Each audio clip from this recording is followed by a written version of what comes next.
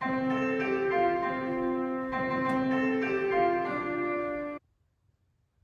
Creepy Santa? Look, we need to talk, man. What are you reading? Uh, okay then. Look, Creepy Santa, I appreciate you coming back once again, but I'm not gonna lie, man. You're really starting to creep me out. You show up here, in my home, every single year on the same day, December 12th, without fail, and then you stick around before leaving when it's Christmas time. All right, you leave, and you talk the last day you're here, right? Typically you don't talk. Sometimes you do, sometimes you don't.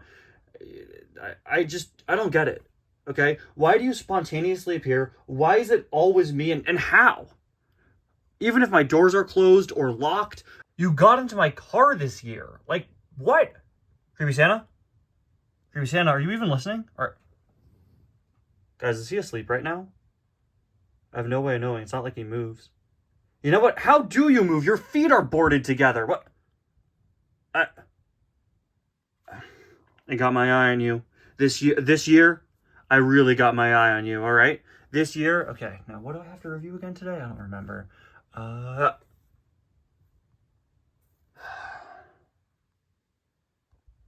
Hello, everybody, and welcome to day 13 of 25 Days of Suggestions 2025. Today, we have a very exciting item we're going to be taking a look at. This is Lightning McQueen as Chester Whipplefilter, suggested by Toby123. Thank you so much for your suggestion, as always. Now, Chester Whipplefilter here is one of those really interesting items who is pretty prominent in the movie he comes from. Of course, this is a pretty notable look McQueen has in Cars 3 when he goes undercover to sneak into the Thunder Hollow Demolition Derby. And he got a lot of merchandise in 2017 and 2018, but his diecast hasn't been seen since. He's been gone for a long time. Kind of similar to Professor Z in that way.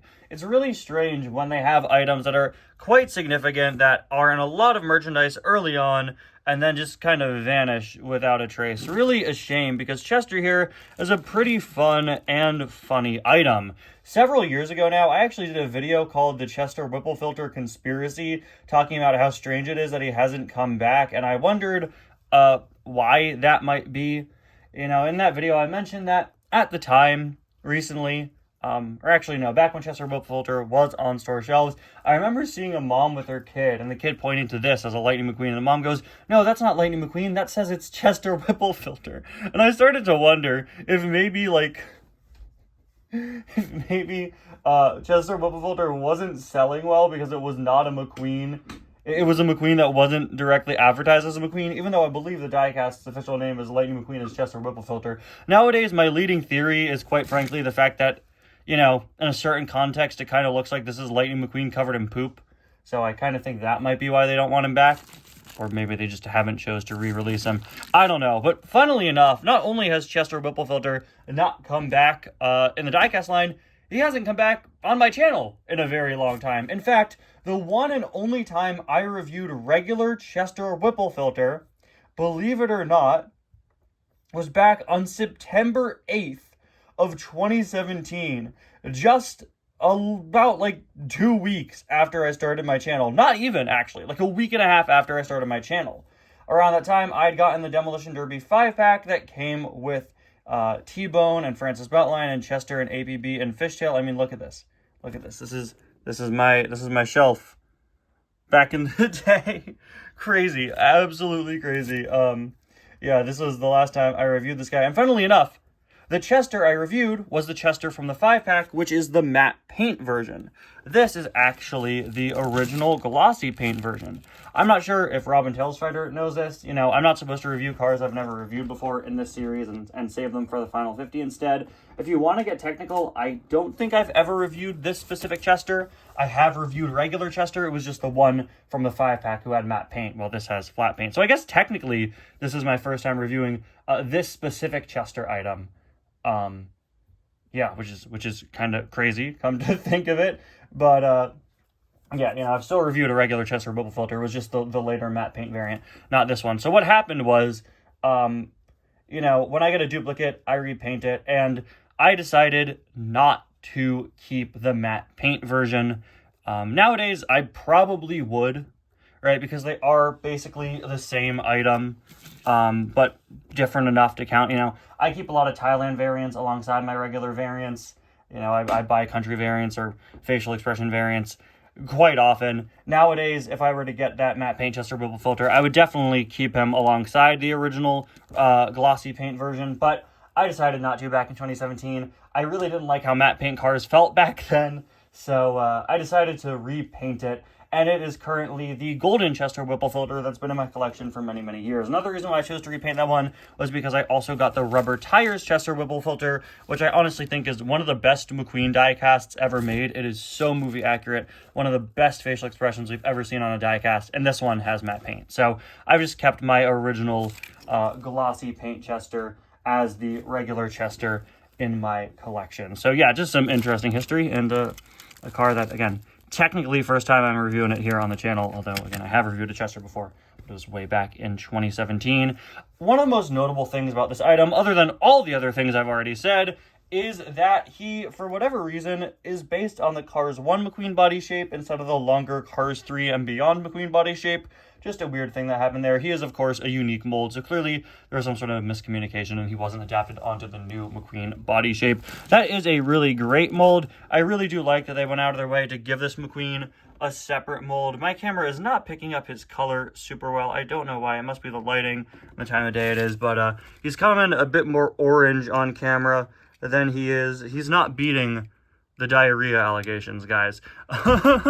He is a bit more of a muddy brown in person. He's appearing a little brighter here on camera for whatever reason, but yeah, I really do appreciate that they went out of their way to make this a new mold instead of just a repaint of a regular McQueen. You can see a lot of the muddy texturing all over. He is absolutely covered in mud texture and nothing else, just mud, we promise, guys. Of course, we got this pretty great expression here, a pretty confused one. I've never been a big fan of the eyes on Chester. I think the mouth is great, but the eyes I always thought are kind of odd. They're weirdly spaced apart, and the eyebrows are also just placed a little weirdly. Not the biggest fan of that, but beyond that, I think this is a really great looking item. Not as good as, again, that rubber tires one. Oh my gosh, rubber tires Chester is great. And I do think, just looking at these, a matte paint Chester does look better than a glossy paint one. I think it just works way better as looking like dirt, This is an item that really shouldn't be glossy. And the funny thing is, again, I just painted the other Chester out of a textural preference. But funny thing is, I believe Chester's last release in like 2018, maybe it was early 2019, I don't quite remember, was actually glossy paint again, for whatever reason, when he got a Thailand variant very briefly. That was a really difficult diecast history entry. Very messy history with this item. And I guess it's appropriate because he has a very messy looking item, isn't he? Of course, we have the number 15 that Guido wipes into Chester. This guy's first release was in a 2-pack with Luigi and Guido with cloth, and he came out as a single in the next wave. That's how Cars 3 did it with 2-pack releases for the first wave of 2-packs. But yeah, you could see the original red shining through. I always thought it is a little strange, right? Like, isn't this where McQueen's lightning bolt would be? Shouldn't there be some yellow here too? Right? I don't know, guys. There's a look at the other side. Over here, looks like the 15 is slightly different, which is nice for the sake of consistency. Yeah, it's a little more boxy here, a little more rounded off here, which, yeah, really nice because it is just Guido wiping it into the side, which, yeah, I mean, if you see this, you probably should start wiping. Finally, there is a look at the base. Once again, completely brown, and the base actually has mud here molded into the front, something I don't think I ever realized. That is really, really cool. Like, the mud has splashed on him. I do wish the wheels had the mud texturing as well, at least outwardly facing. I get not doing it on the bottoms, but that definitely would have been nice. But there you have it, guys. Chester Whipplefilter. But before we go, we, of course, have to see what tomorrow's review is going to be. So let's run the random name picker and find out. All right. It's time. I removed Chester from the list. So let's run it and see who we've got. It's going to be